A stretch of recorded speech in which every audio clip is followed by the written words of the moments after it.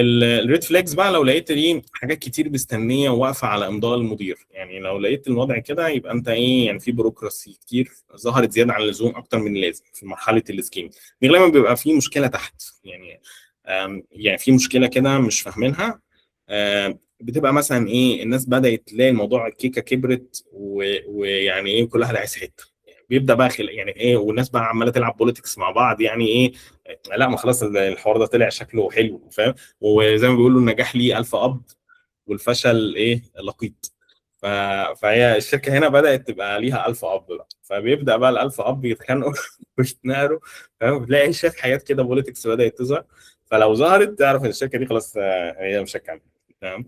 آم، وده ويعني ما شافوهمش هو بيسرقوا، شافوهم هم بيتحاسبوا والجو ده، تمام. هي بس تبقى صراع على مين بقى اللي ايه، اللي هو يعني ياخد المجد بتاع ان انا اللي كبرت الشركه دي، انا اللي عملتها والكلام